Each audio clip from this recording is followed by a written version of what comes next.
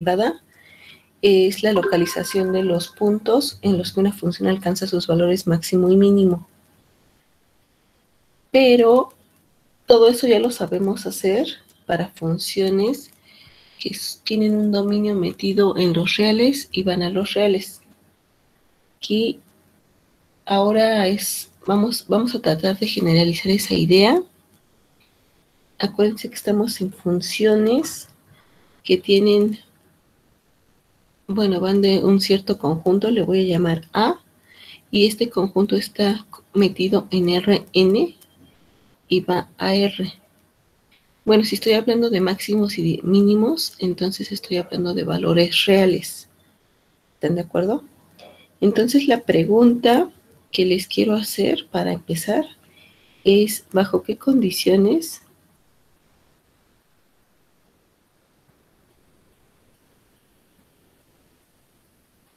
podemos garantizar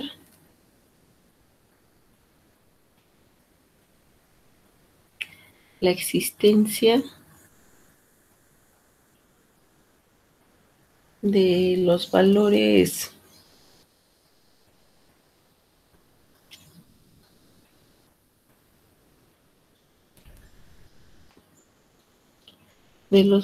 máximo y mínimo de una función f con estas características en un conjunto B. Bueno, si estoy considerando a A como el dominio de la función, entonces B pues es un subconjunto de A.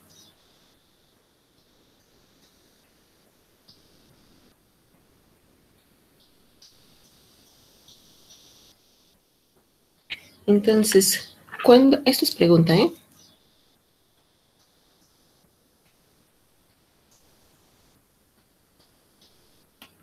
¿Cuándo puedo garantizar la existencia de los valores máximo y mínimo de una función? ¿Qué condiciones se les ocurre? Así que a fuercita haya máximo y mínimo.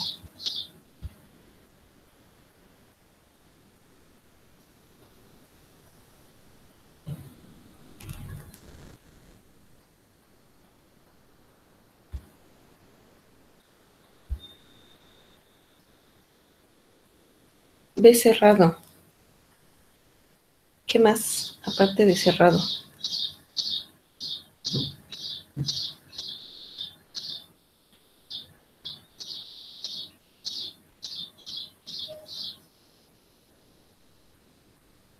O sea, sí, que sea cerrado está bien. ¿Qué más?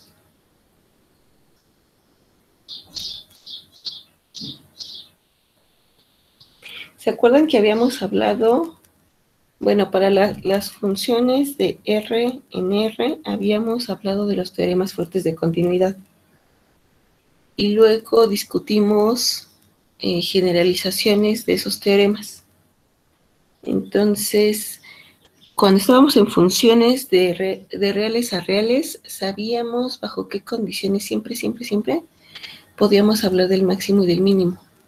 Era que el conjunto fuera cerrado. ¿Y qué otra cosa? ¿Tiene que ver que la función fuera continua? Que la función sea continua. Ajá, muy bien, pero me falta algo para B. Cerrado y acotado, ¿no? Ándale eso, acotado. Es decir, ahora que estamos en Rn, es decir, que B sea compacto. ¿Están de acuerdo? Entonces, esto lo podemos establecer siempre que B sea un compacto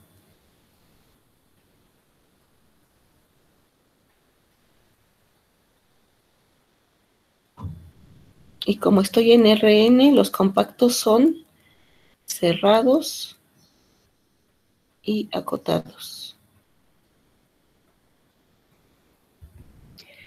Y que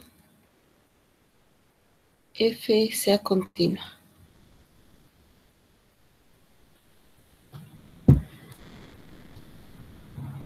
Ahora, fíjense que si pedimos siempre estas dos condiciones, pues puede haber todo un conjunto de funciones que no cumplan esto, ¿no? Pero que sí podamos estudiar ahí máximos y mínimos. Entonces, vamos a ir viendo diferentes formas o diferentes más bien características para ir definiendo en dónde sí podemos establecer máximos y mínimos. O sea, esta es así a fuercita, ¿no? La condición, como más, en particular de las funciones. Bueno, antes de seguir, déjenme vamos a definir qué estamos entendiendo por máximos y por mínimos, ¿va? Entonces, si quieren, díganme cómo iría la definición.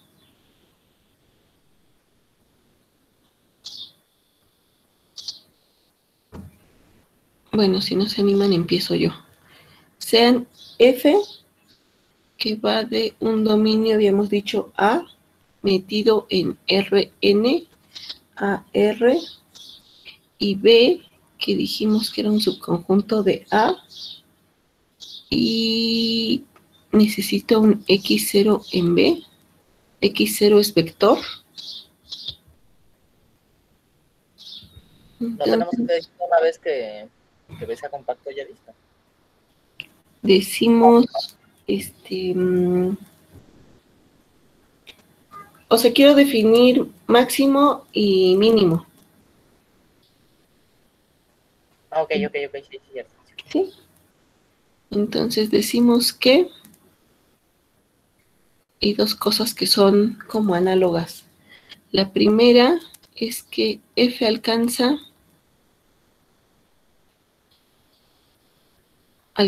o tiene, como quieran decirlo, o tiene un valor máximo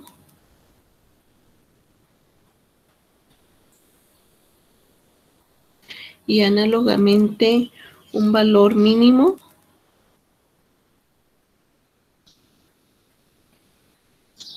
en X0 si F de X es menor o igual a F de X0. Y esto pasa para toda X que está en B.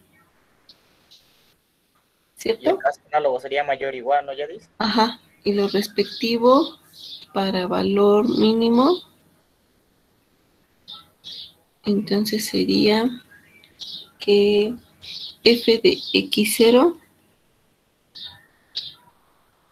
es menor o igual que F de X. Igual para todo elemento en el conjunto B.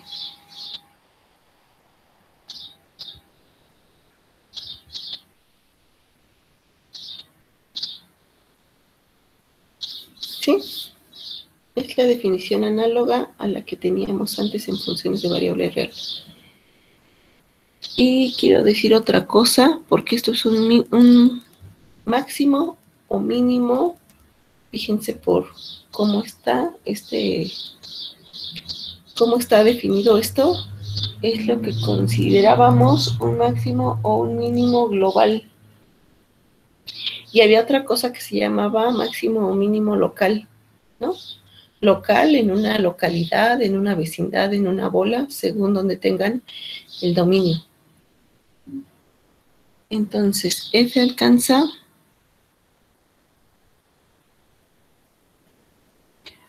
o tiene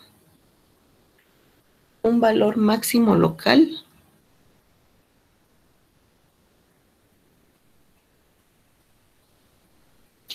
o bien mínimo local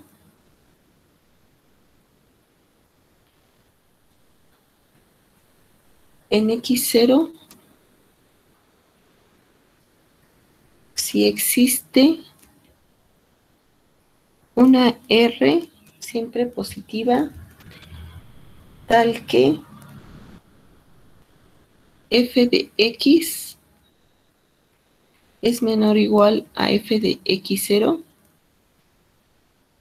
para toda x que está en el conjunto B, intersección, una bola de radio R alrededor de x0. Eso es que sea local. Que al menos en una bola tenemos un máximo. Bueno, en el otro caso es similar, ¿verdad? O sea que f de x0 es menor o igual que f de x. Y esto es para el caso del mínimo local.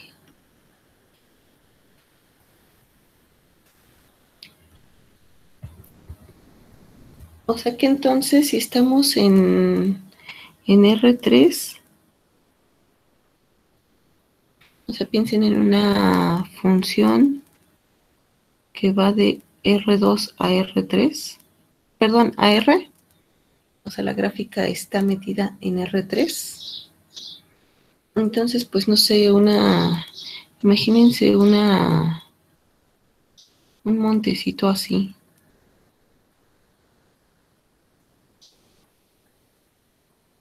Y esto está definido aquí en un conjunto,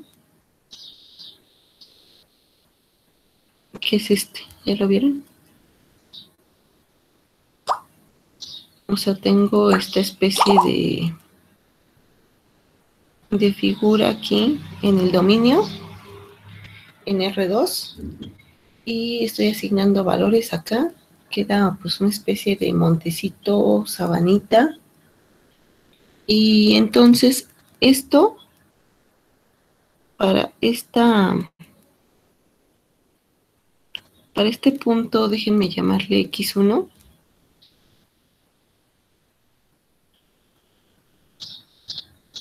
Y esta es X2.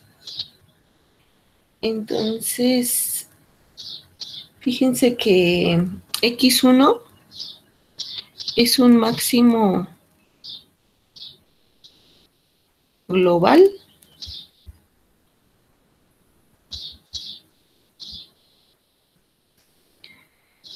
X1 es un máximo global, perdón, local, pero no global. De ese dibujito, pareciera que X2 es un máximo local y también es un máximo global.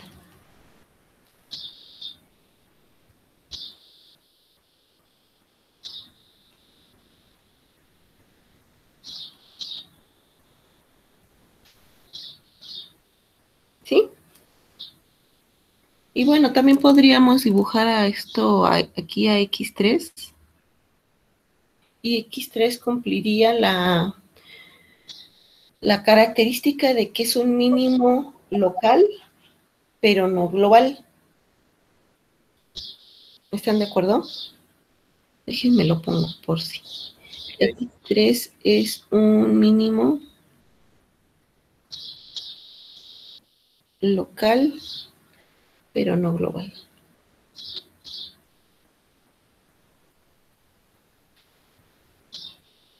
Entonces, de la definición y del dibujito que acabamos de hacer, podríamos hacer una observación, que bueno, yo creo que ya está clara, pero déjenme escribirla por sí.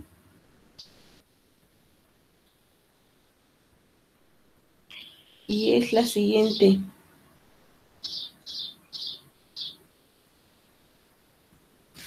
Pues podríamos decir que si una función f alcanza en x0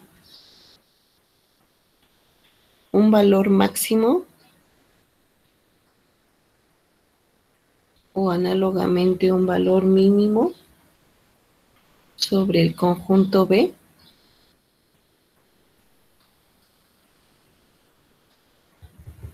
Entonces, también alcanza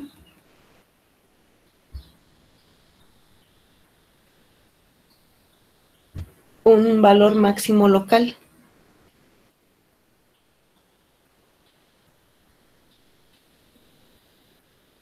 O en el otro caso, un mínimo local.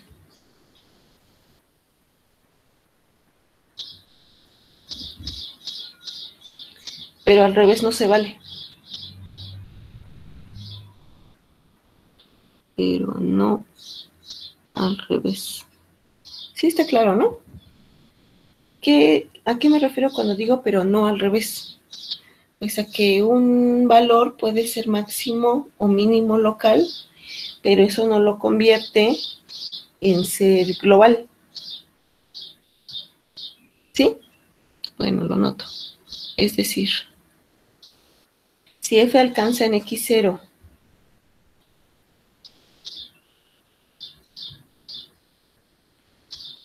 un valor máximo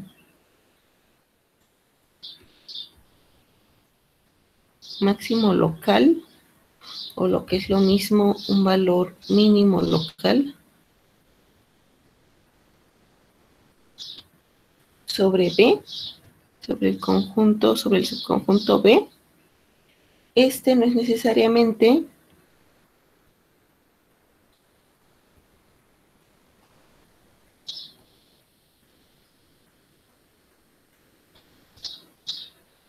máximo o mínimo sobre todo el conjunto B.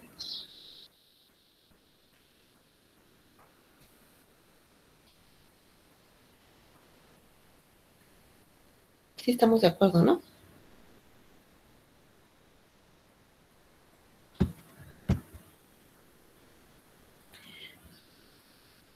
Díganme una condición, aparte de la que ya habíamos dicho antes, que era así como la de cajón para encontrar máximos y mínimos en un problema práctico. Teníamos ahí un resultado.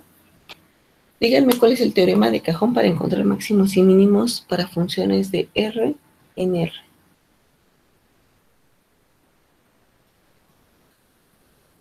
¿Qué hacíamos? O sea, les digo máximo y mínimo. Bueno, eso era el criterio que dice Jesús, es para decir si es máximo o mínimo, ¿no? Pero antes de eso, ándale, antes de establecer el criterio de la segunda derivada, lo que teníamos que hacer era derivar, igualar a 0, y eso nos daba los puntos críticos. Eso no nos decía si un punto era máximo o mínimo, ¿se acuerdan?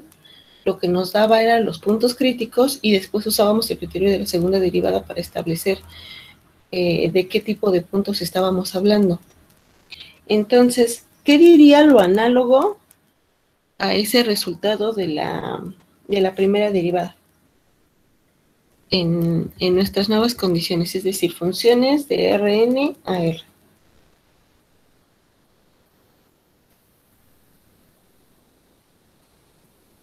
¿Qué debería de decir nuestro teorema o proposición o lo que quieran, como quieran decirle?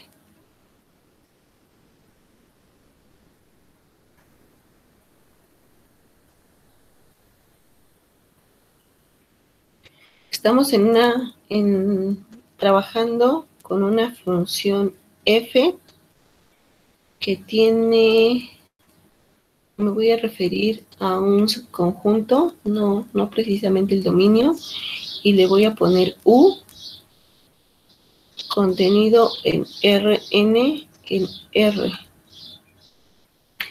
Y le puse diferente porque quiero que piensen en U como un abierto, ¿no? Porque esa era la condición antes. Y x0 es un punto que está en U. Entonces diría, si f tiene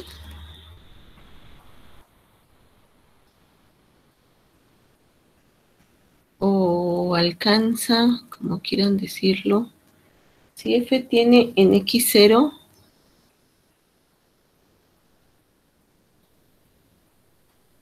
un valor máximo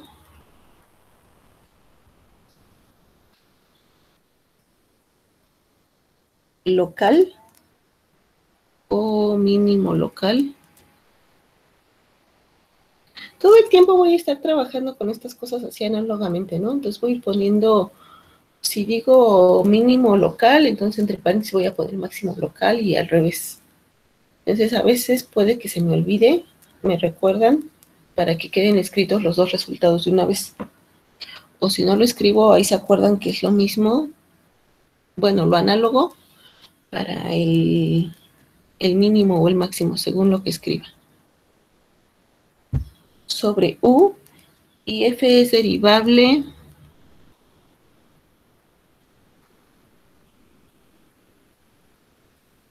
en x0,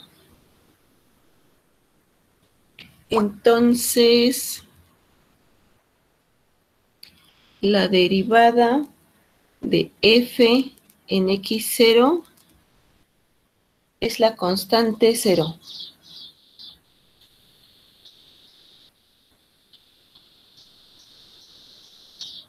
¿Sí? O bien pueden decir que la derivada de f en x0 pues debe ser igual a 0.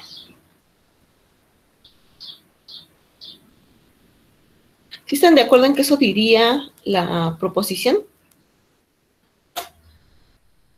Ahora fíjense que estamos en funciones de Rn a R. ¿Qué va a ser la derivada? La derivada es un vector.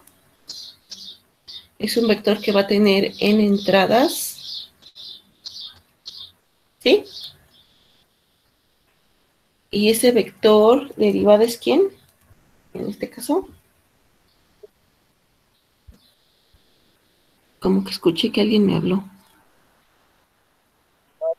El gradiente es el vector 0. Eso. Bueno, antes de usarlo y de cualquier otra cosa, díganme cómo lo demostramos.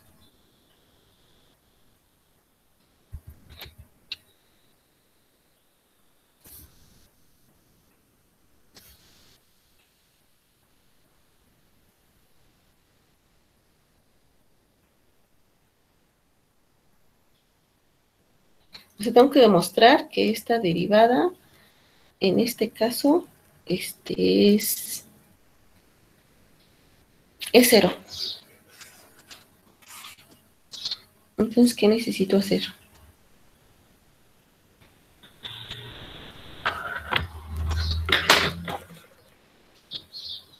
Pues necesito demostrar que cada coordenada de ese vector es 0, ¿no? Entonces, la demostración diría, o sea, la idea de la demostración es como la derivada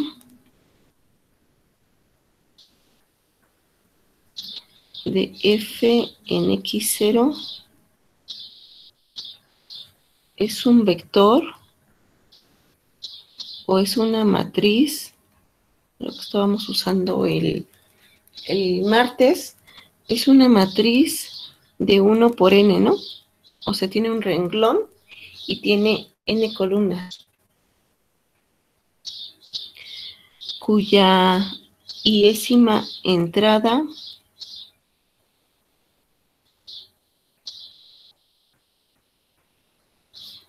está dada por ¿quién?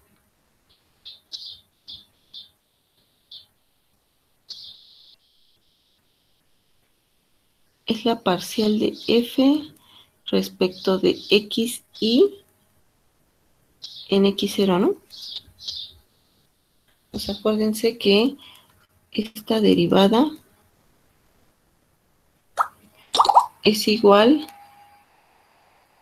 a la parcial de f respecto de x1, coma, la parcial de f respecto de x2, coma, y así, hasta la parcial de f respecto de xn, porque esto está en Rn, y esto estará evaluado en x0. Pero bueno, entonces, como cada entrada, en la iésima entrada está esta parcial, bastará demostrar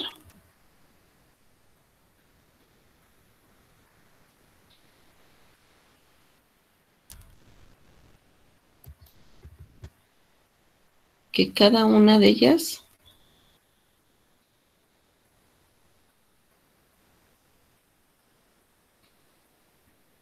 es 0.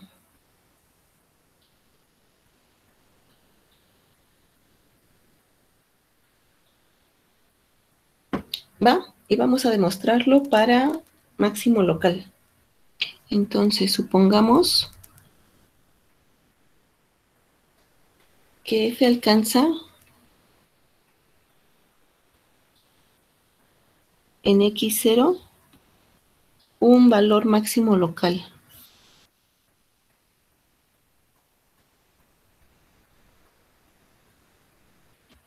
Sobre u. Lo vamos a probar para máximo local, y ya saben que la prueba para mínimo va a ser muy parecida, y si quieren después la hacen. Entonces, como es un máximo local, entonces existe R mayor que 0, tal que f de x es menor o igual a f de x0 para toda x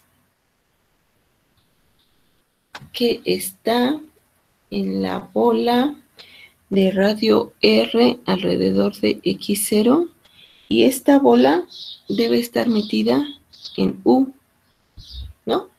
Porque es máximo local de U. Entonces, si consideramos, a ver, ahora consideren un valor H que sea menor que R. O sea, H es positivo también. El valor absoluto de H, más bien, es menor que R. Entonces, tenemos para cierta H suficientemente pequeña, tendríamos lo siguiente. Tendríamos que f de x0 más h, ahora fíjense que estoy en la dirección de EI, es menor o igual que f de x0.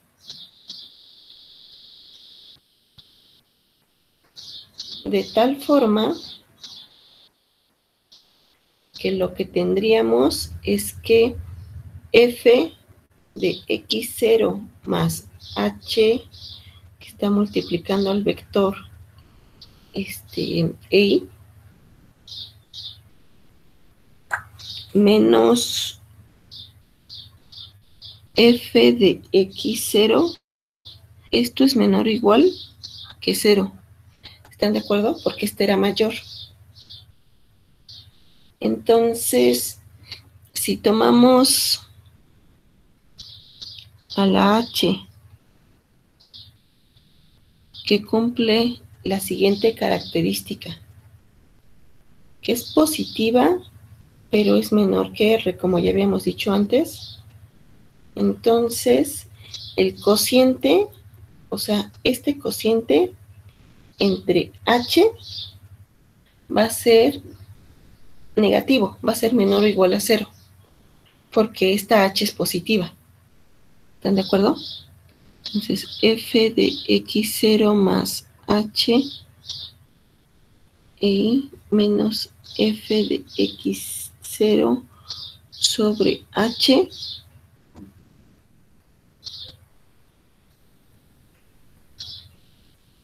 esto va a ser menor o igual a 0. Y por lo tanto, ¿qué? Ya se parece mucho a la parcial, ¿no? O sea, por lo tanto, la parcial de f, fíjense que esto es respecto a xy, por cómo estoy considerando este vector. En x0 es tomar el límite cuando h se va a 0 de este cociente, de f de x0 más h que multiplica i menos f de x0 sobre h. Y este límite es menor o igual que 0.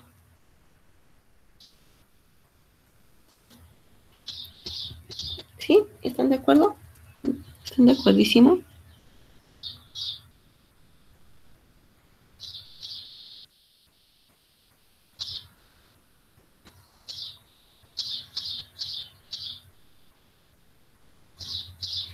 Va. ¿Y ahora qué pasa si tomo h del otro lado? O sea, negativa, ¿no?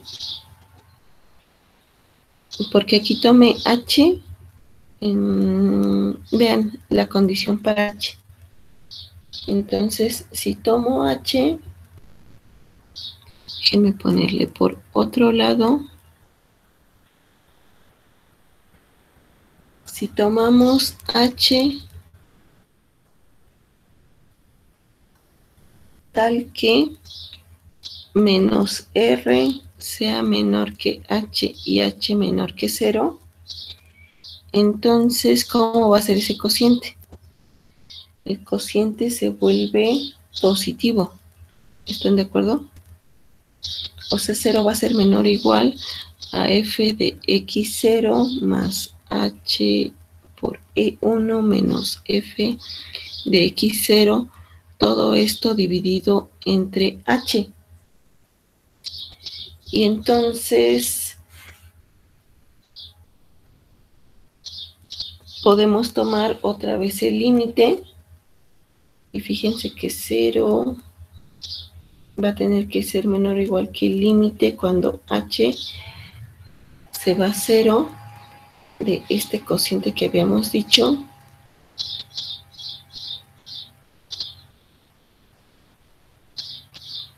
Y este cociente es precisamente la parcial de f respecto de xy en x0.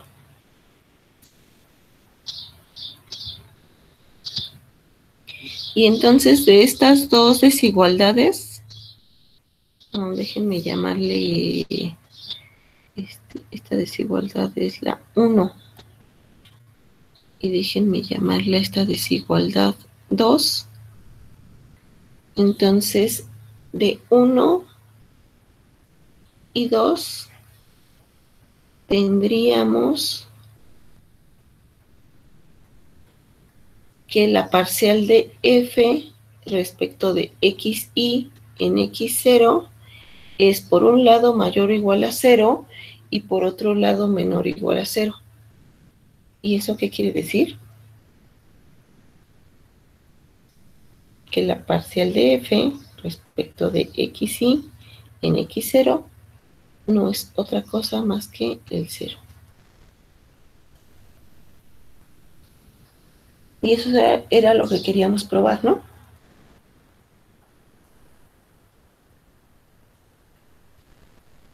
A ver, véanla fijamente y díganme si sí está bien o si queda alguna duda. O si no sé lo que sea. Sí, ya dice, está bien. Va.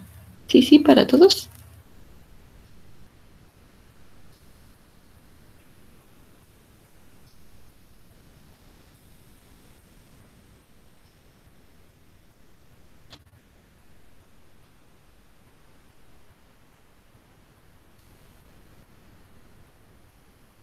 Ahora acuérdense de cómo va el implica, ¿no? Eso era... había que saber usar bien. Les regreso a donde está el enunciado ¿Dónde está el enunciado? Vamos a ver el enunciado. Ajá, o sea, el enunciado dice que si f alcanza un máximo o un mínimo, entonces la derivada en ese punto es la constante cero. Entonces le implica va de allá, de esta parte para acá. ¿Por qué lo digo? Porque luego, cuando usamos mal este enunciado, entonces puede ser que estemos afirmando cosas que no son. O sea, esta proposición, esta característica para poder encontrar máximos y mínimos, tiene una limitación. ¿Sí?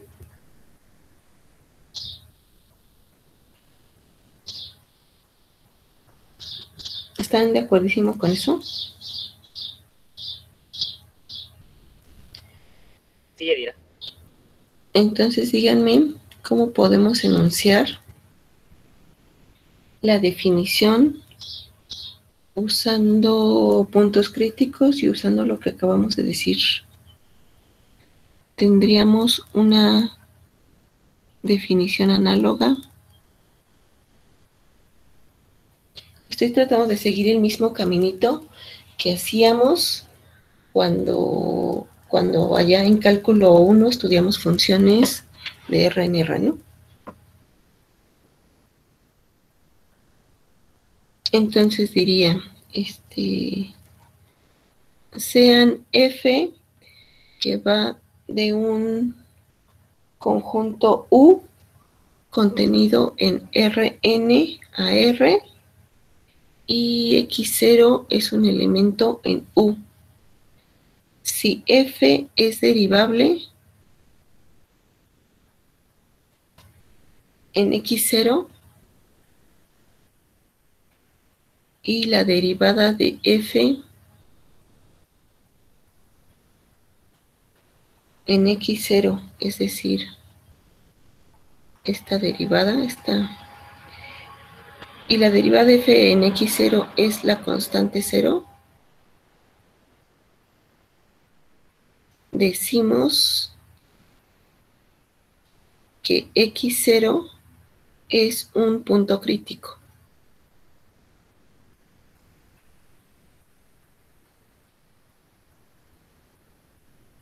Punto crítico de F. Ahí está, igual que antes.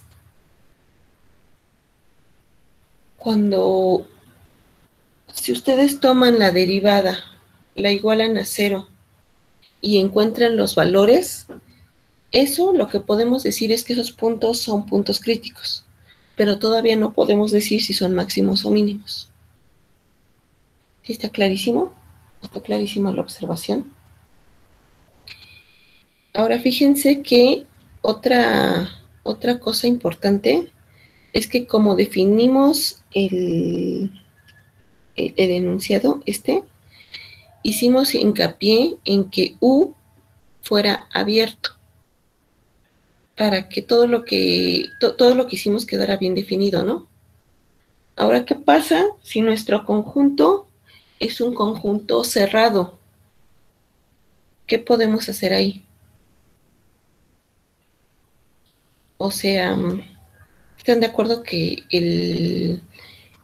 la proposición que escribimos y que demostramos tiene dos limitaciones? La primera, la que ya dije, y la segunda, respecto a si el conjunto en el que estamos trabajando es un conjunto cerrado. ¿Qué hacemos en ese caso? Ojo, si U, o bueno, déjenme ponerle si B, es un conjunto cerrado, ¿ahí qué hacemos? ¿El resultado no nos sirve para nada o qué?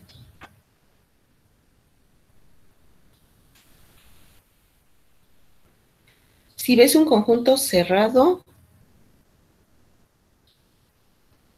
lo que podemos hacer es descomponer al conjunto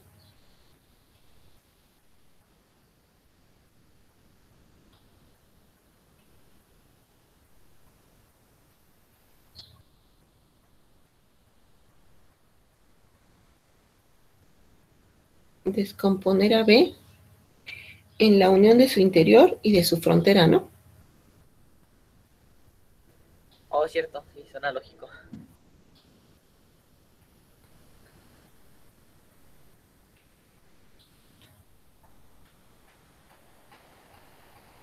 Porque ya saben que B, ya estudiamos muchas características de los conjuntos, de la topología de los conjuntos. Entonces B es, acuérdense, la frontera de B, unión, el interior de B. Estos dos conjuntos son conjuntos ajenos. ¿Sí se acuerdan, no? Y este es un abierto.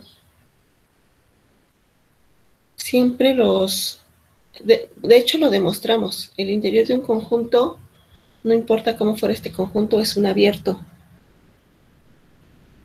Y ¿cómo era la frontera? Era un cerrado, ¿se acuerdan? Cerrado. Era un cerrado y era un conjunto flaco. ¿Flaco en qué sentido? En que el interior del conjunto frontera de B era vacío. Era vacío, exacto. Entonces, lo que podemos hacer, de hecho lo que se hace en conjuntos así, es utilizar el criterio para este conjunto, y luego ver cómo se comporta la función en su frontera y ver si ahí también hay puntos críticos o no, y entonces decidir, en dado caso de que salieran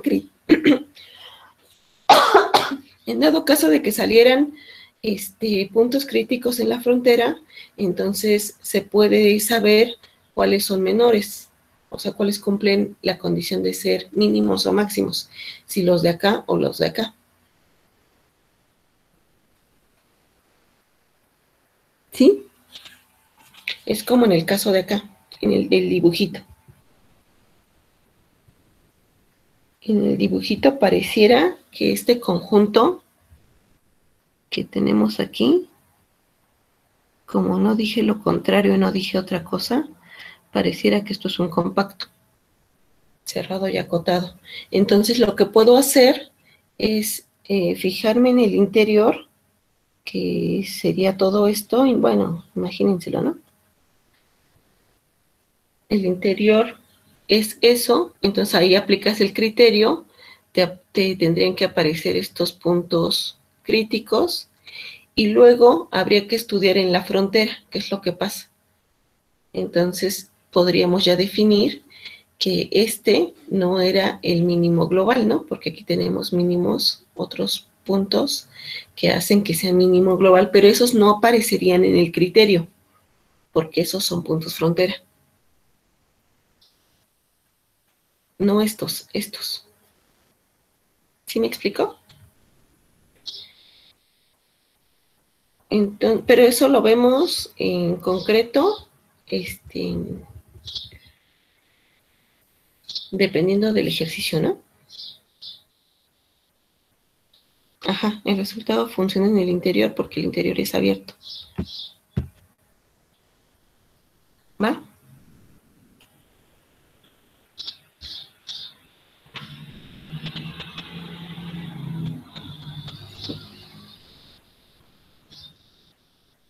Bueno, un ejemplo de lo que estamos diciendo, así de los ejemplos más más ilustrativos, sería el siguiente. Tomen una función que va de R2 a R, dada por la siguiente regla de correspondencia.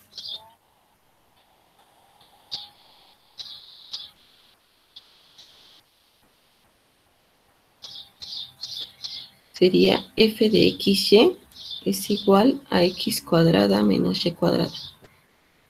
Esta función la graficamos el semestre pasado. ¿Se acuerdan lo que era? Hicimos así como diferentes cortes. ¿Es la silla de montar? De montar. ¿Y se acuerdan cómo era la silla de montar, no? O la de los caballos. Así. Ajá. Voy a tratar de dibujarla para recordar una característica. Así de rapidito. Esto es X, Y. Pues en el origen tenía puntosilla, ¿no? Justo era eso. Ajá, ajá. Eso es lo Que que era quiero. como de Eso, un lado máximo y del otro mínimo. eso es lo que quiero que recuerden. Quiero algo así. Y piensen aquí en unas hipérbolas que nos daban. Era algo así. Entonces aquí venía una cosa así. Y aquí también se dibujaban las hipérbolas. Algo más o menos así. Ya se acordaron, ¿no? Y entonces, a ver, ¿cómo encuentro los puntos críticos? Ejercicio. Encontrar. Que acabamos de ver, ¿no? Ajá, exactamente. Encontrar los puntos críticos. Entonces habría que pensar en cómo la parcial de f respecto de x es 2x, ¿están de acuerdo? Y la parcial de f respecto de y es menos 2y. Entonces tendría que igualar el vector 2x, menos 2y. Tenemos que igualarlo al 0, 0. Y de aquí, pues tendría que hacer esto y esto. Y de aquí se tiene que, bueno, hacen ahí la cuentita. Por lo tanto, el único punto crítico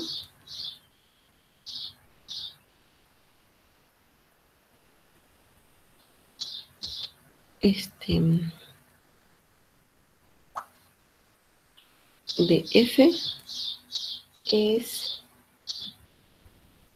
el 0, 0, ¿no?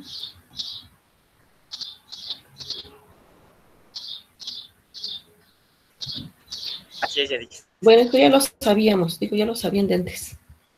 Pero, ¿qué onda con ese punto? Ya sabemos que es punto crítico. Puede ser un máximo o puede ser un mínimo. O un puntosilla en este caso. Uh-huh. Y ahora el tema sería saber cómo diferenciar entre los tres. Justo quiero definir puntosilla. ¿Ya habíamos definido puntosilla? Bueno, ya sé que saben que es puntosilla, pero digo para escribirlo, ¿no? Yo digo que estaría chido escribir otra vez la definición. Bueno, pero entonces, a ver, tantitito antes de eso. Pero entonces no es ni máximo ni mínimo. ¿Cómo puedo argumentar que no es ni máximo ni mínimo? Pues tengo que dar un valor que es mayor que ese, y pues ya no fue, ¿no? Y análogamente un valor que sea menor. Ajá. Y cumple los dos. Ajá. Eso tendría que ser, ¿todos están de acuerdo? Y más en general, entonces diría, sea R, lo que sea mayor que 0. Entonces, fíjense que si considero, se tiene que, si considero una X cuyo valor absoluto esté entre 0 y esa R que consideré, entonces ese punto, es decir, el X, 0, está en una bola alrededor del 0 de radio R. Y va a pasar que f de x, 0 va a ser x cuadrada, ¿no? Menos 0. Y x cuadrada va a ser mayor que 0. Y 0 era f de 0, 0. ¿Eso qué quiere decir? Pues que ya encontraron, de hecho, un chorro de puntos que cumplen esto, que rebasan a f de 0, 0. Es decir, 0, 0 no es un máximo, ¿no?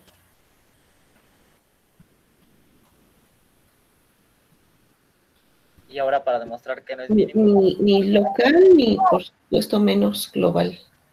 ahora Ajá. tomamos la menos y, ¿no? Y ahora consideramos el otro caso, ajá, que es la menos y. Entonces, por otro lado, si consideran a 0 a y, cuyo valor absoluto sea mayor que 0 y menor que r, entonces chequen que 0, y, esto es un 0, 0, y está en la vecindad de radio r alrededor del punto 0. Y si consideran a f de 0, y, eso sería menos y cuadrada. Menos y cuadrada siempre es menor que 0. Y 0 es precisamente f de 0, 0. Y pues ya, ¿no? Entonces f no tiene, bueno, a ver, antes. Eso lo que querría decir es que el 0, 0 no es un mínimo local. Si no fue local, pues tampoco global ni nada de nada. Pero entonces esto lo que muestra es que f no tiene ni máximo local ni mínimo local en el 0, 0. Entonces ya sé que ya lo sabían, pero un punto crítico no necesariamente es mínimo o máximo. Entonces definimos otro tipo de puntos.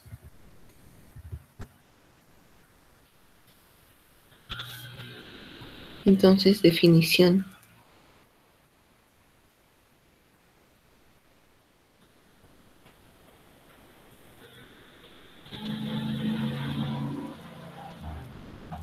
¿Cómo definimos? Diríamos los puntos críticos en los que una función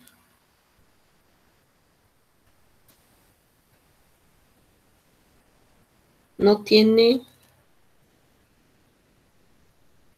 un máximo local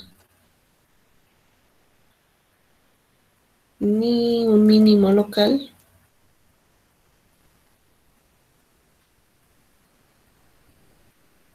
reciben el nombre de punto silla.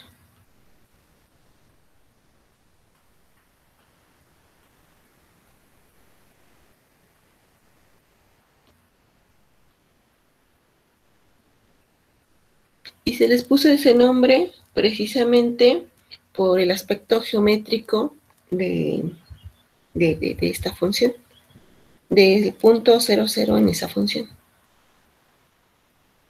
Pero no todos los puntos silla tienen esa característica o se ven así geométricamente. Ojo, no todos los puntos silla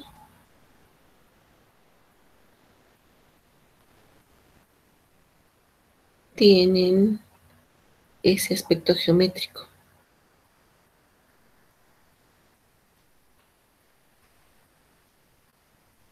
Geométricamente hablando. ¿Sí? Piensen, por ejemplo, en f de x, y igual a x al cubo. ¿Cómo es la gráfica de esa función? Bueno, la gráfica, ya saben, está en R3.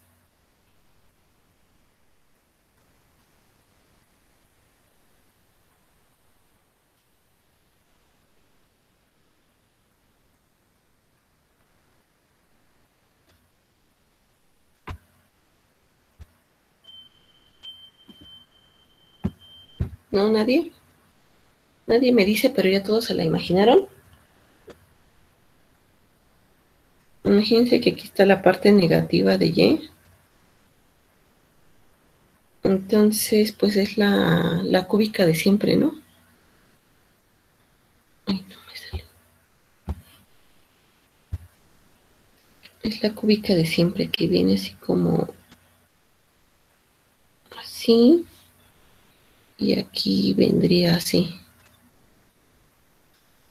Pero ahora como estoy en R3, estas no son como curvas, sino como sábanas. Entonces aquí debería de tener otra así. Así, ¿no? Ay, esa rosita no me quedó nada bonita. Así. Entonces son como estas sabanitas. Si la dibujáramos, fíjense, vendría, piénsenla como una sabana.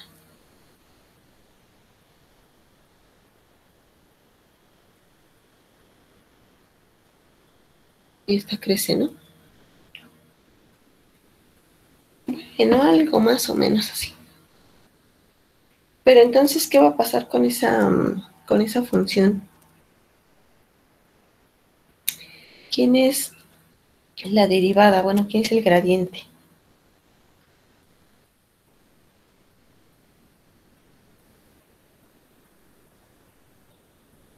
¿Ya pensaron en el gradiente? Y... Sería 3x, ¿Cómo? sería 3x, 3x cuadrada. eso. Entonces la derivada de f sería 3x cuadrada, 0. Y ahora yo quiero igualar este al 0.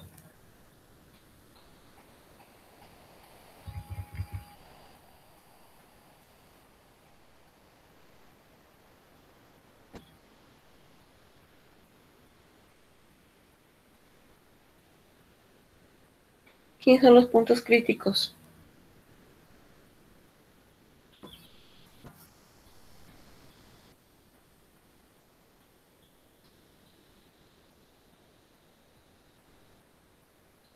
Los, a ver, ¿por qué puse los? ¿O es uno solo? Bueno, me queda claro que el 0,0 es punto crítico, pero ¿es el único?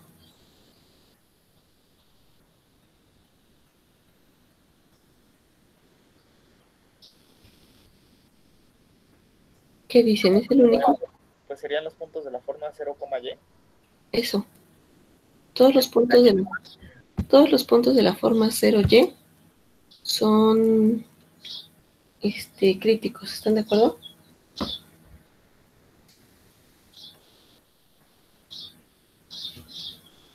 ¿Y será que esos son son máximos? Pues no, porque siempre pueden tomar uno que se hace más grande, ¿no? ¿Y será que son mínimos? No, porque siempre pueden tomar uno por acá que se haga más chico. Entonces, esos puntos son puntosillas. Pero bueno, ya no voy a escribir la argumentación. Tiene que ser muy similar a lo que escribimos hace rato. ¿Sí está bien? Sí, ya diré. Va.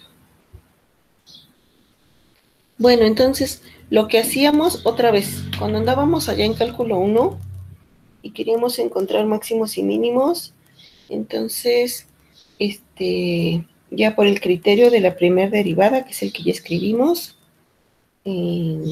ahora para funciones de RN a R, entonces lo que hacíamos era considerar la función, tomar la derivada, igualarla a cero, encontrar puntos críticos, y cuando la cosa no se ponía sencilla,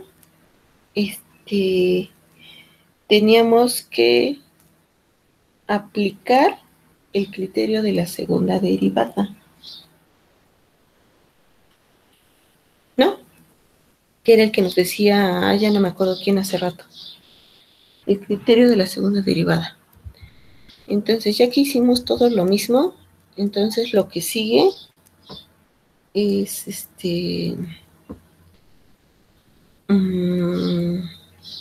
tendríamos que buscar un criterio análogo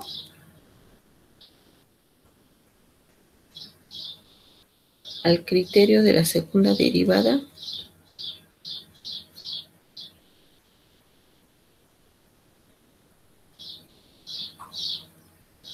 para la clasificación de puntos críticos.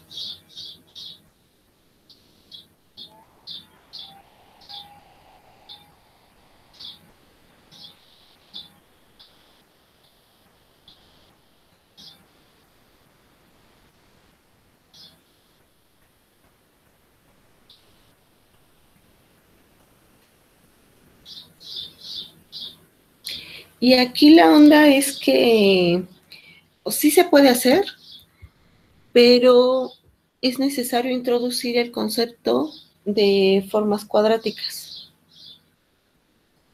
Entonces, déjenme ponerle para ello. Será necesario introducir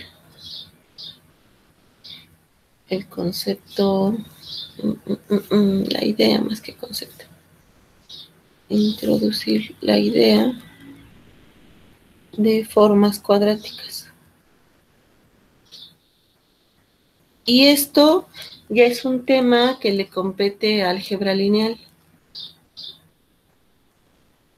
Para los matemáticos esto se ve en álgebra lineal 2. Pero ya sé que no todo mundo es matemático o que no todo mundo ha llevado álgebra lineal o aun cuando haya llevado álgebra lineal 2, luego no se ve porque es como de los temas que se ven hasta el último. Entonces estuve pensando en la mañana si lo veíamos o no lo veíamos y decidí verlo así como platicadito nada más, o sea, como enunciar nada más. Ajá, tenemos que usar la matriz hessiana. Y eso está bien, o sea, eso es parte de cálculo.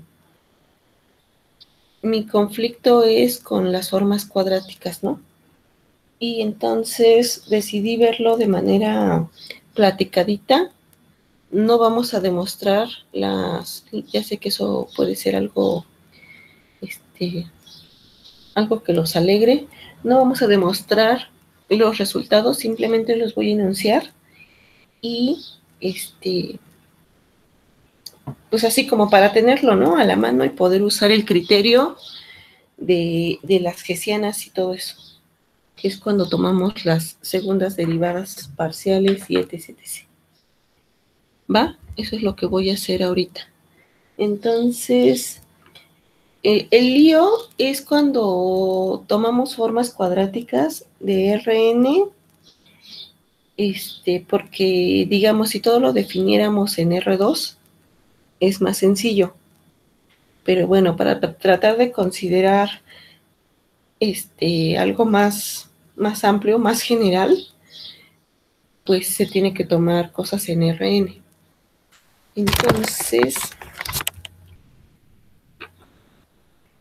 ¿qué es una así? Esto tómenlo así como un paréntesis, ¿no? Solo quiero decirles un par de cosas para que se entienda el resto. Entonces, las formas cuadráticas en Rn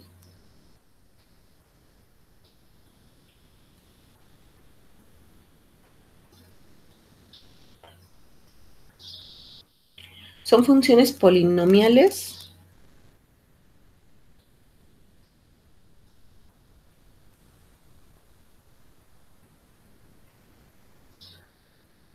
de las coordenadas, fíjense que estoy en Rn, entonces tengo que tener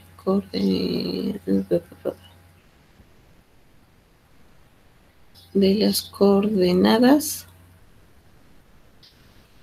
Como estoy en Rn, entonces es x1, x2 y así hasta xn.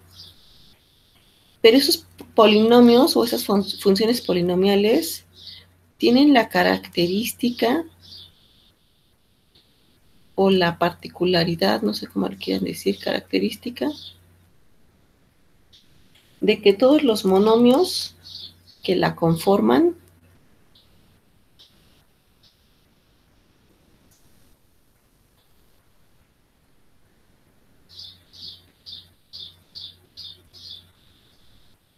son expresiones de grado 2.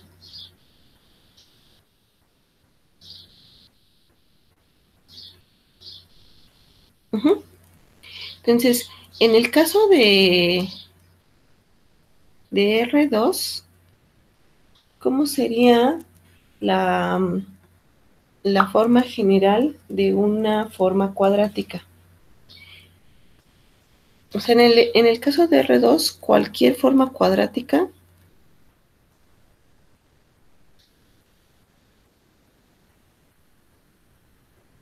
y como estoy en R2, mis variables son X y Y. Entonces, cualquier forma cuadrática es de la siguiente manera.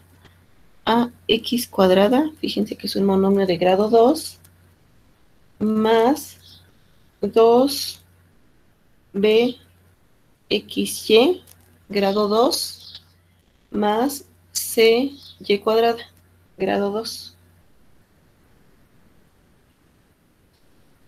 Y fíjense que esta expresión, si yo quisiera escribirla en su forma matricial, la cual se puede escribir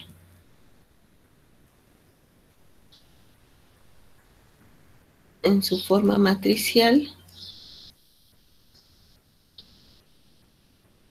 sería de la siguiente manera. AX cuadrada más 2BXY más CY cuadrada se puede escribir como X, Y. Ay, no, siempre se me van las comas. XY porque dije que era forma matricial, es decir, es una matriz de 1 por 2. Y luego aquí tengo A, B, B y C.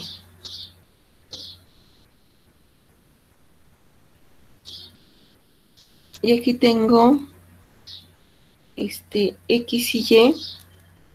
Déjenme ponerlo así, yo ahorita lo cambio, que es el transpuesto. Entonces se puede escribir XY, esto igual a BBC, y esto es XY. Ahora ya sé que estarán notando que aquí puse B y B. Eso no fue un despiste o un error de dedo. Eso fue con toda la intención. Ahorita vuelvo a eso.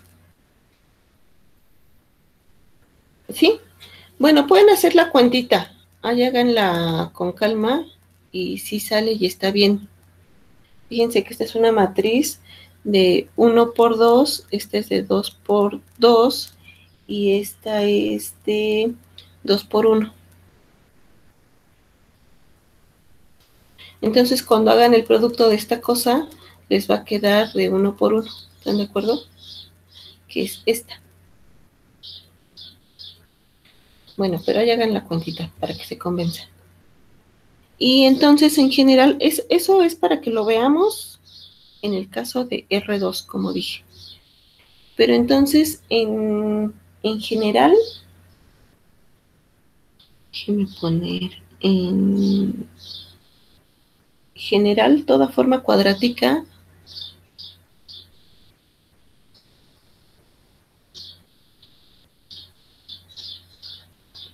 en Rn se identifica con una matriz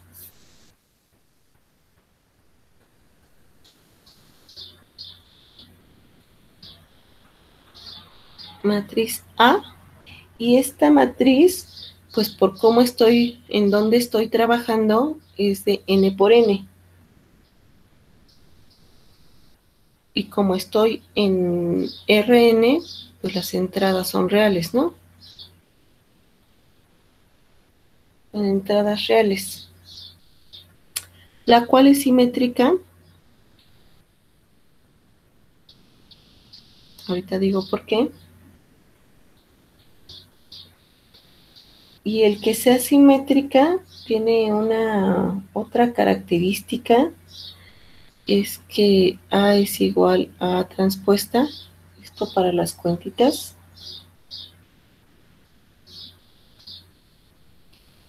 Y A es la siguiente matriz. No es una matriz cualquiera, es la siguiente. Ahora aquí estoy usando todo lo que dije que no iba a... Ay, todo lo que dije que no iba a demostrar. Lo estoy usando nada más.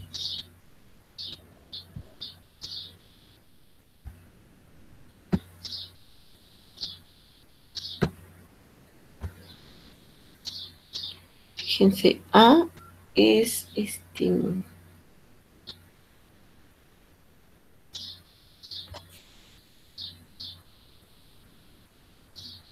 la de las segundas parciales. Es la primera entrada. La última sería la parcial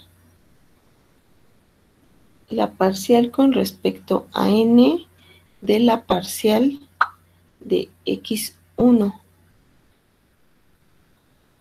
Todo esto evaluado en x0. Y así puedo seguir. La última sería la parcial segunda de f. Aquí previamente la que debería de tener, sería respecto de xn, pero como es la segunda, entonces estoy derivando respecto de x1. Y aquí la última es la parcial segunda de f. Tendría aquí xn, pero ahora me toca derivar respecto de xn. Entonces esta sería la parcial segunda de f, que aquí se le pone un 2, que estoy derivando dos veces respecto a la variable xn.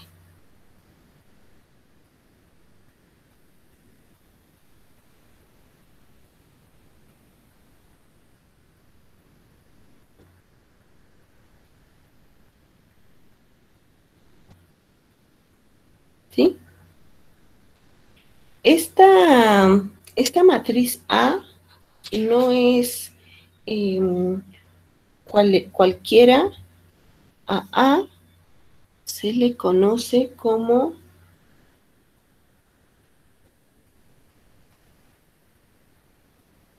la matriz hessiana. Bueno, en este caso es de f en x0, porque todo lo evaluamos en x0. Aquí olvidé poner x0. No, x0 no es vector, x0. Y aquí es en x0.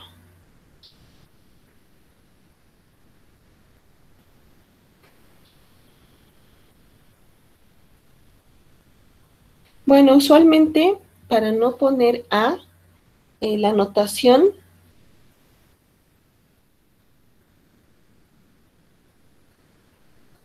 es h de f, es decir, la hessiana de f en x0.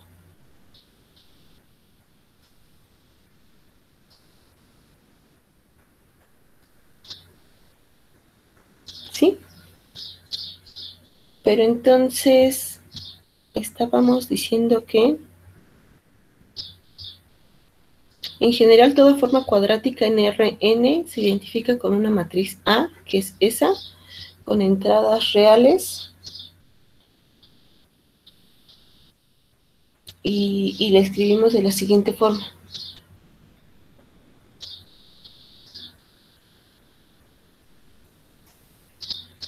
Es F, que va de Rn a R, y está definida como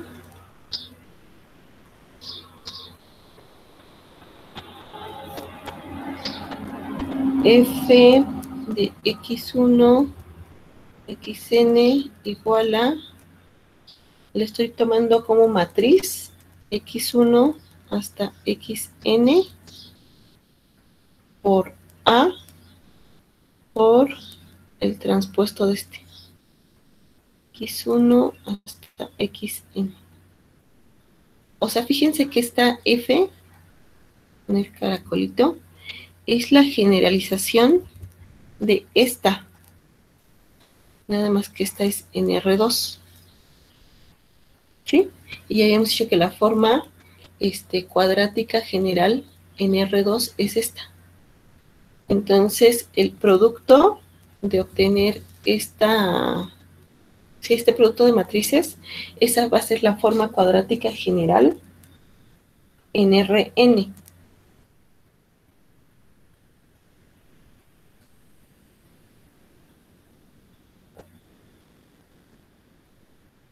¿Sí? A ver, les pregunto, veo si tienen comentarios.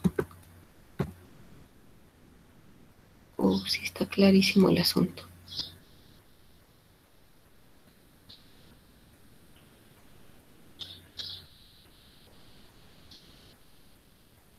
Bueno, esta dijimos que era, fíjense, A, cuya notación es esta, es la matriz hessiana.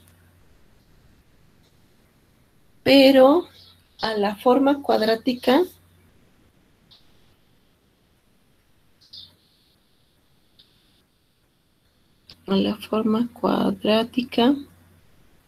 asociada a la matriz hessiana, que es esta, se le llama comúnmente, únicamente, hessiana.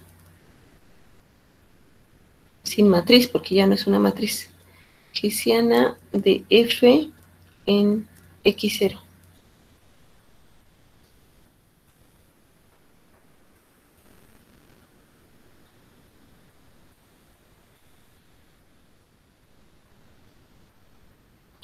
Y la notación puede ser muy parecida, pero usualmente se le pondría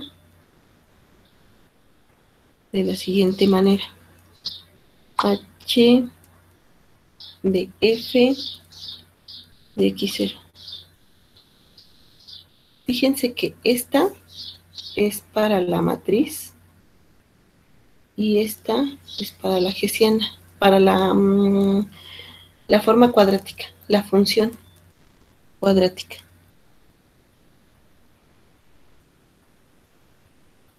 ¿Sí? O sea que esta es a la que le puse F primero, F mayúscula. O sea, esta es x1 hasta xn por la matriz hessiana, que es esta, por el vector transpuesto, Esta es la forma cuadrática que se le asocia a esta matriz, que es la matriz hessiana. ¿Está clara la diferencia entre las dos?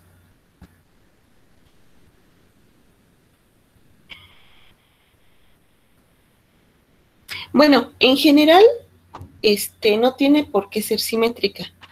Lo que pasa es que aquí estamos hablando de la segunda derivada, ¿no? Y tiene que ver con el resultado, el último, que estábamos viendo el martes pasado. que si que si la función es de clase C2, entonces tiene segundas derivadas, las cuales son continuas, y además las mixtas son iguales, y eso hace que la matriz quede simétrica.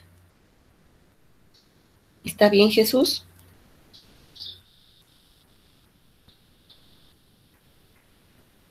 O sea, tengo todo esto aplicado en particular en lo que estamos trabajando. Entonces, para poder encontrar máximos y mínimos necesito la primera derivada, y para este criterio necesito la segunda derivada, es decir, que la matriz sea simétrica.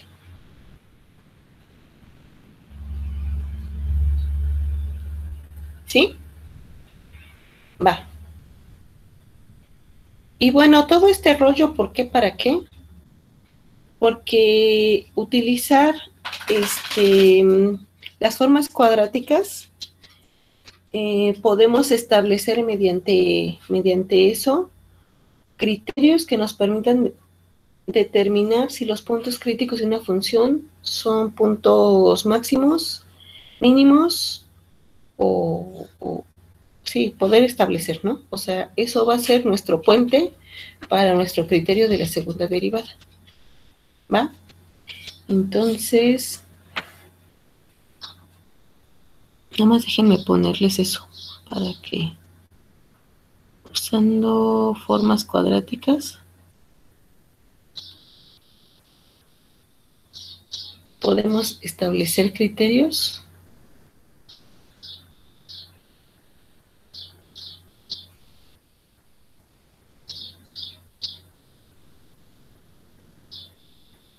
que nos permitan determinar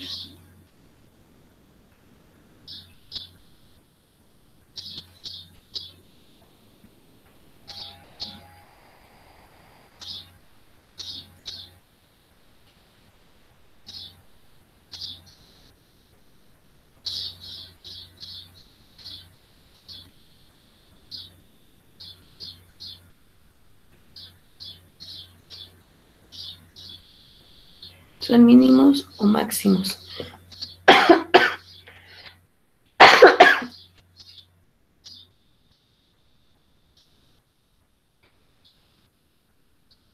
Locales. Y entonces el criterio diría, diría lo siguiente.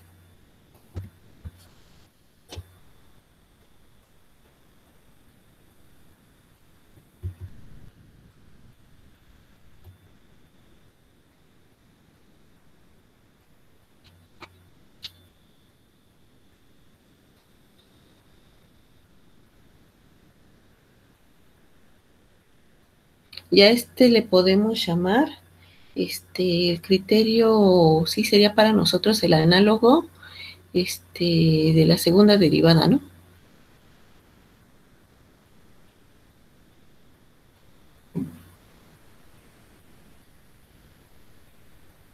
Y dice CF,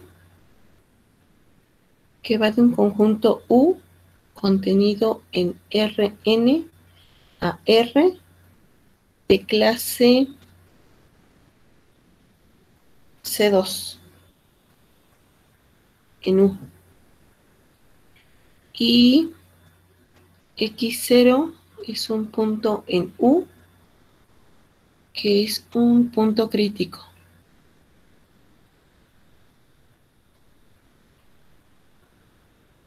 Entonces, se cumple lo siguiente.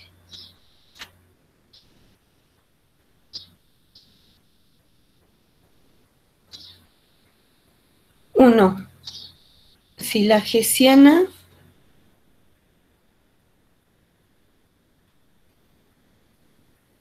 de F en X0 es una forma cuadrática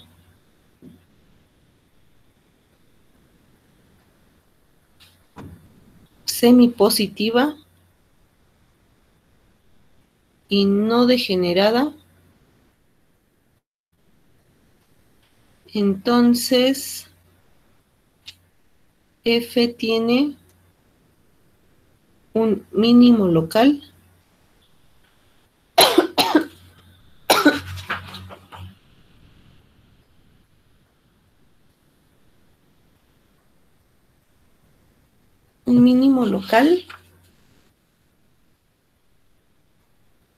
en X0. Y la segunda cosa que diría es que si la hessiana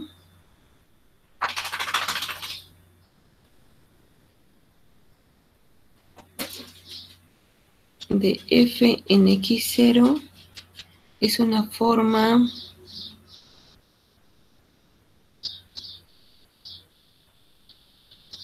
cuadrática seminegativa y no degenerada, entonces F tiene un máximo local en X0.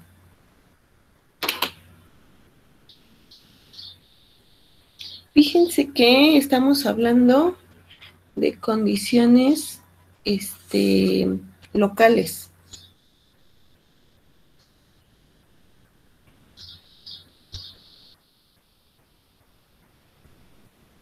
¿Sí?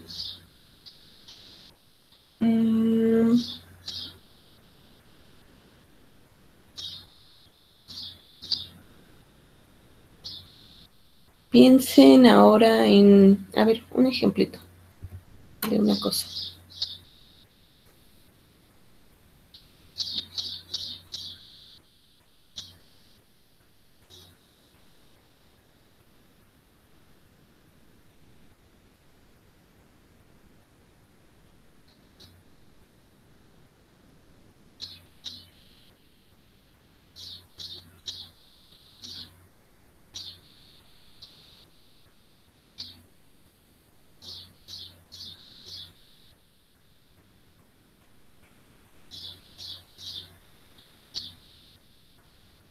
Estos son 4 también.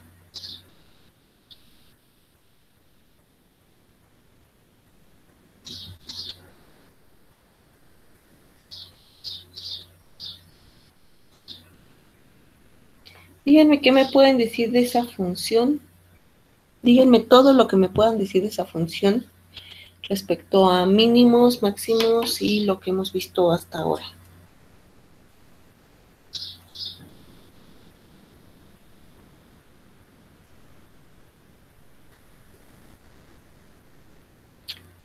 Geométricamente, ¿eso qué era? ¿Se acuerdan?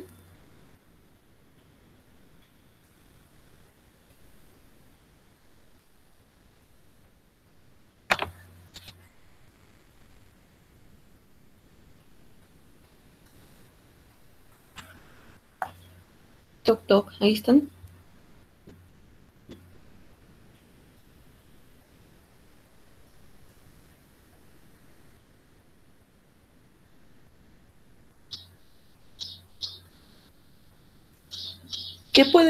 ¿Qué pueden decir de esa función?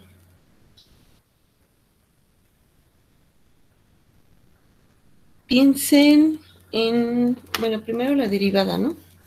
Que en este caso es el gradiente. O sea, la parcial de f respecto de x y luego la parcial de f respecto de y. Esto es un vector. ¿Qué es quién? 4x al cubo, 4y al cubo. ¿Sí? Y esto después hay que igualarlo al 0. Y esto pasa, si solo si pasa que esto es 0 y esto es 0. Y esto pasa, si solo si pasa que x es 0.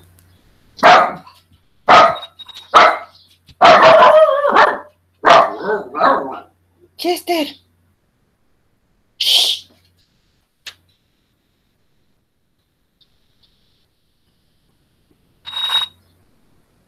y y es 0, ¿no?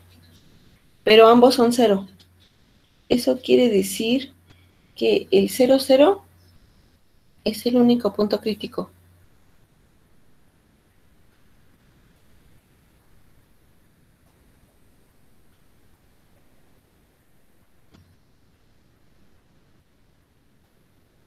Bien, ahora díganme, bueno, ya sé que del dibujito, si es que se lo están imaginando, porque esta ya la habíamos dibujado, ¿se acuerdan?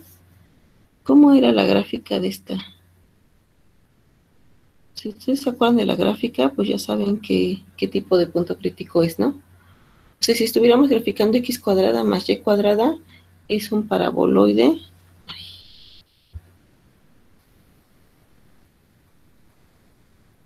Así, imagínense lo bonito. Pero esto es x a la cuarta y a la cuarta. O sea, ¿qué va a hacer? ¿Qué le hace a esto? Tiene que hacerlo más chato, ¿no? O sea, que abre más. No sé, una cosa así. Ay, qué feos dibujos, pero no importa, imagínense. ¿Sí? Y entonces estamos diciendo que el 0, 0 es el único punto crítico. Si se acuerdan del dibujito, ya saben que el 0, 0 Es mínimo global, ¿no?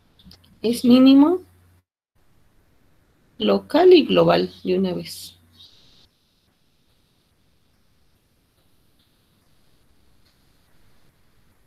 Ahora, piensen en el criterio que acabamos de decir.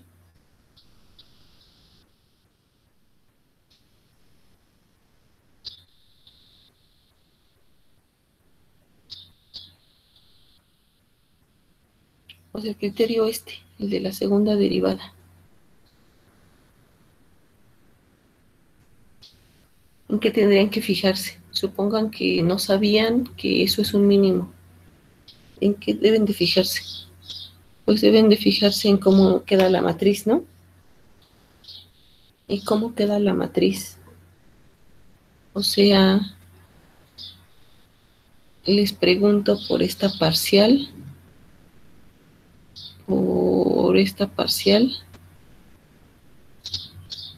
y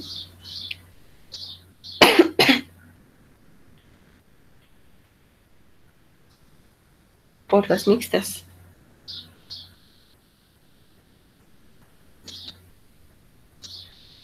Que como la función es C2, ¿verdad? Yo ya sé que esta es la misma. Entonces me basta tomar una nada más. Ah, y esto en el punto, acuérdense.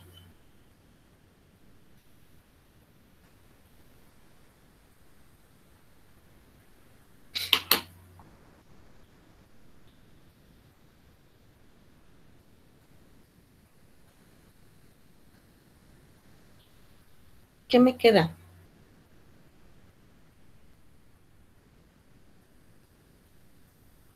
Ajá, estoy queriendo obtener la hessiana.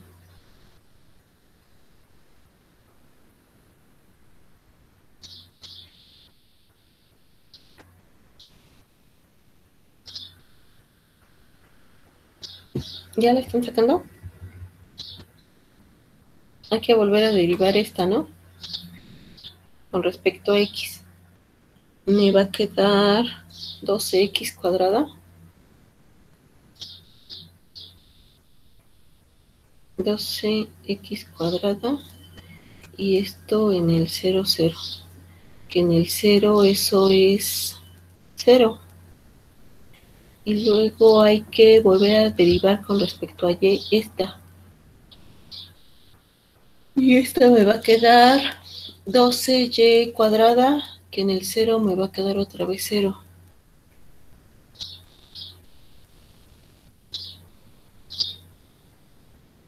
Y esta, pues por un lado tendríamos que derivar esta con respecto a y, que me va a quedar 0, y hay que derivar esta con respecto a x, que me da 0. O sea, esta fue 0. Y ya para qué hago la multiplicación, ¿no? Ya sé que la hessiana, que es la forma cuadrática, acuérdense, la hessiana de f en el 0, 0 es la función constante 0.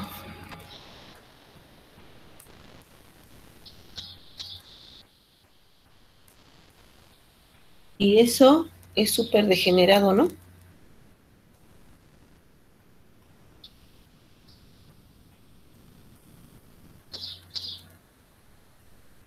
Eso es una función muy degenerada. En serio, es una función degenerada. Y entonces no hubiera podido aplicar esto. ¿Están de acuerdo? No hubiera podido aplicar eso y entonces se lo tienen que ingeniar de otra manera. Entonces la moraleja de la historia es que pues los criterios, por muy criterios que sean, y por muy padre que esté todo, no, como que no siempre contemplan todas las posibilidades, ¿no? Y de cualquier forma, hay que buscar a veces otras opciones. Ah, y por cierto, una cosa antes de que les haga ruido, es que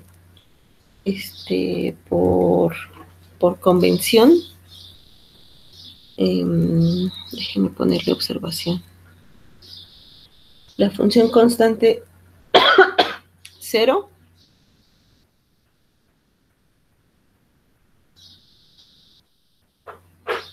es la única forma cuadrática que es constante.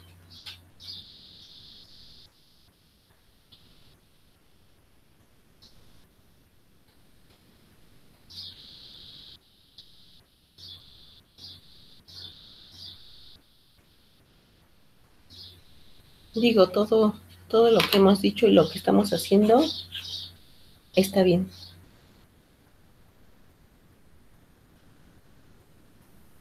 ¿Sí?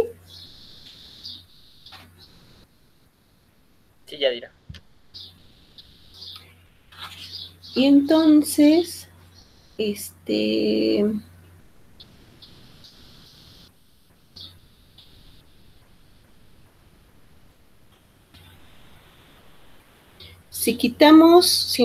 si hiciéramos a un lado esto de los casos de las cuadráticas degeneradas o no, entonces podríamos establecer otro criterio.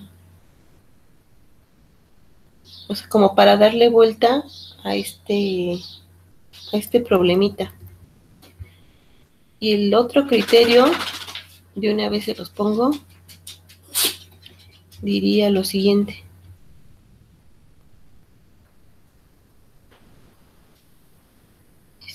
¿Cómo le puse hace ratito? Criterio.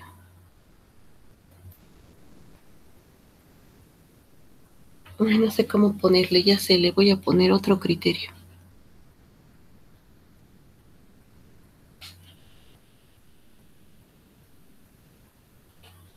Entonces, CAF, lo mismo que habíamos dicho antes, que va de U contenido en RNAR de clase C2 en U, esto es un 2, parezca lo que parezca, y X0 en U, un punto crítico.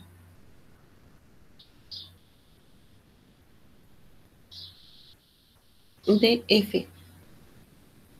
Entonces se va a cumplir lo siguiente.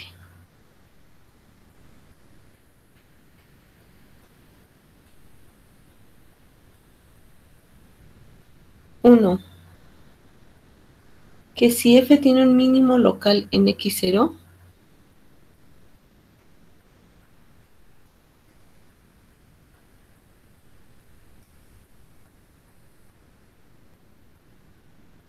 Entonces,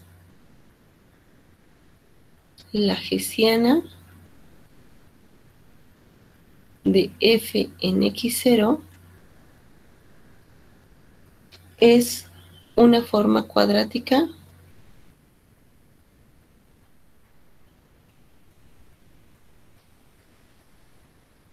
semipositiva.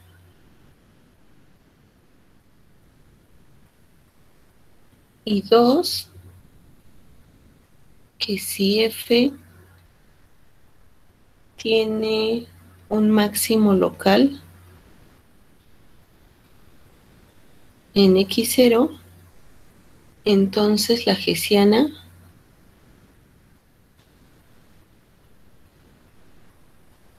de f en x0 es una forma cuadrática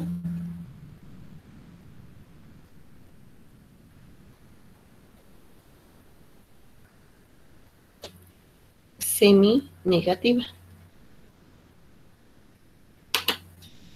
Entonces es como si estuvieran pensando en el recíproco del primer criterio, bueno, del criterio que escribimos primero,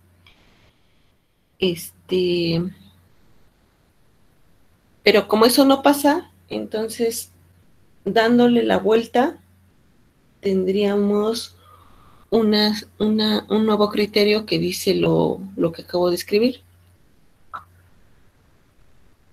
Entonces, ¿cuál usan? Pues dependiendo de cuál sea más funcional según el problema en el que estén, ¿no?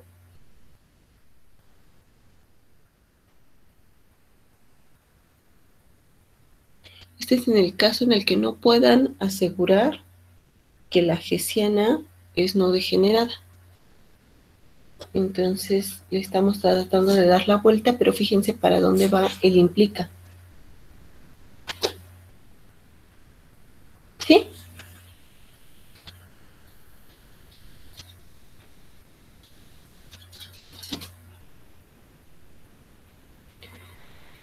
Y bueno, son como dos opciones para poder encontrar máximos o mínimos locales en ambos casos. Pero fíjense que el problema de encontrar máximos y mínimos parece como que lo hubiéramos trasladado a encontrar hessianas, ¿no? O sea, como que trasladamos ese problema al problema de, sí, de que puedan encontrar las matrices, de que puedan evaluar en los puntos y todo eso. Y eso pues también es como enredado más si están hablando de funciones que ya no están en R2, cuyo dominio ya no está en R2, sino en R3, R4, pues se vuelve súper laborioso.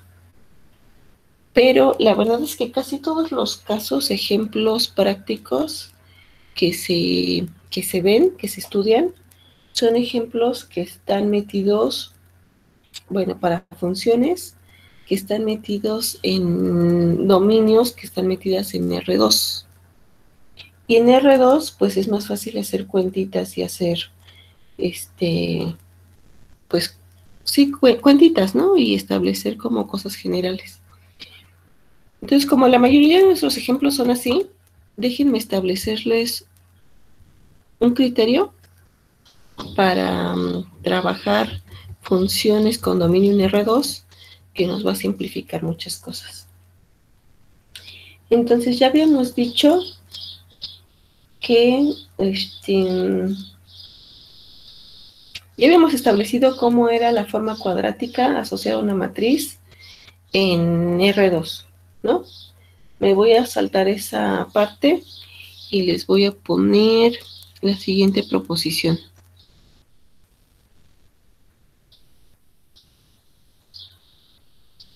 Entonces es CAF, una función que va de R2 en R, una forma cuadrática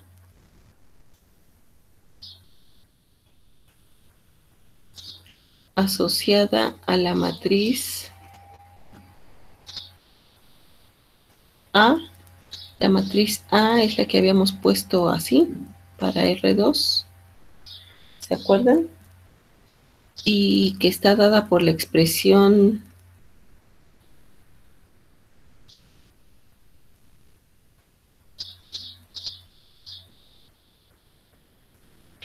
acuérdense que nos había dado f de xy era igual a ax cuadrada más 2b xy más cy cuadrada. Ya habíamos visto de dónde salía esta.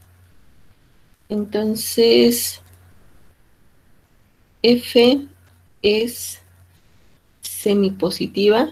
Bueno, esto déjenme semipositiva.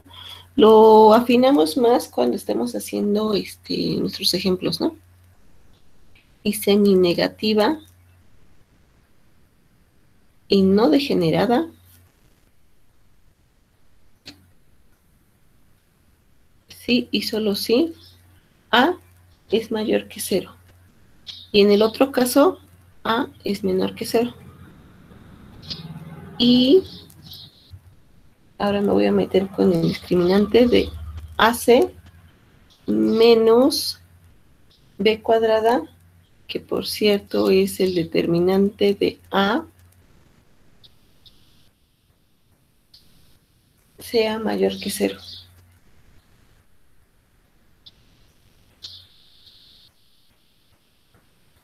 Ahora, la parte bonita de todo esto es que no vamos a hacer la demostración. Y acompañada de esta proposición viene otra que diría lo siguiente. Es como, bueno, sea f que va de U contenido en R2 a R de clase C2 en U y X0 en U, un punto crítico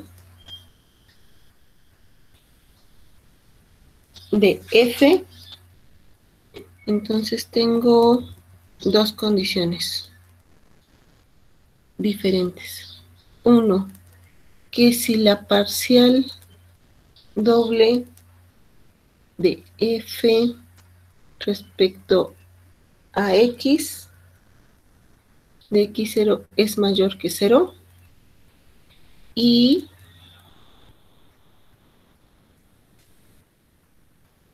la segunda parcial de F respecto de X cuadrada en X0 por C, fíjense quién sería C, aquí en la matriz.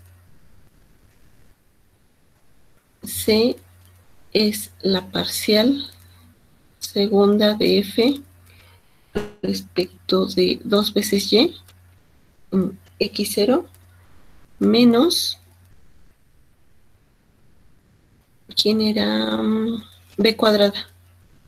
B cuadrada aquí hace el papel de las mixtas, ¿se acuerdan? Entonces, o sea, estoy diciendo lo mismo que dije arriba, pero lo estoy traduciendo en las parciales. Por si les suena más sencillo así. Esto al cuadrado es mayor que 0. Entonces F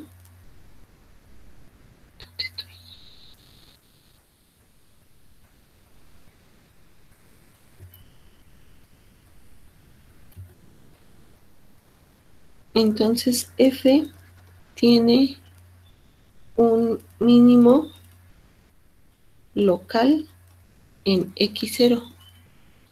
Y la segunda parte es que si la parcial de F respecto a 2 veces en X fíjense, aquí era mayor a 0, aquí es menor a 0 y todo lo otro igual.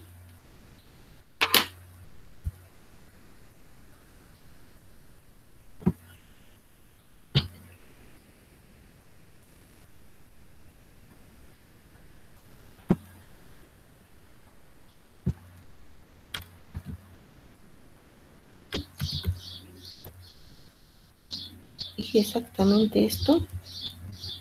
Igualito. Entonces,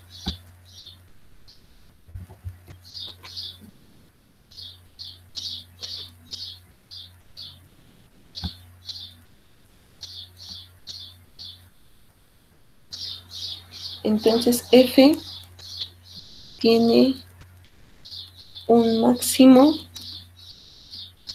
local en X0. Y hasta aquí acabamos por el día de hoy.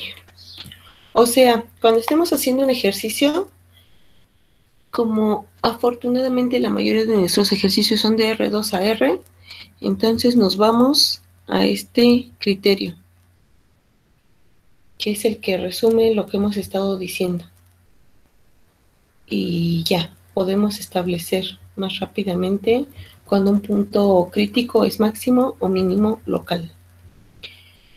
Y si estamos en otra situación, pues entonces habrá que irnos a hacernos bolas para definir todas estas cosas y podría encontrar la hessiana y hacer cuentitas y todo eso.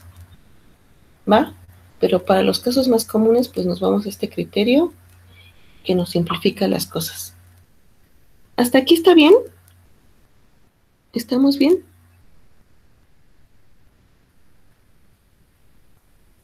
¿Alguien tiene alguna pregunta? Bueno, les debo los ejercicios para la próxima, ¿no? Para sí, como criterio no. O sea, tendríamos que establecerlo. Tendríamos que ver que no es ni mínimo ni máximo. Y entonces es punto silla. Ajá. Y se puede justificar como justificamos el otro, ¿no? Que en una vecindad muy pequeñita haya puntos que son más grandes o más chicos. Y ya. ¿Va? Si no tienen más duda, nos vemos el próximo martes.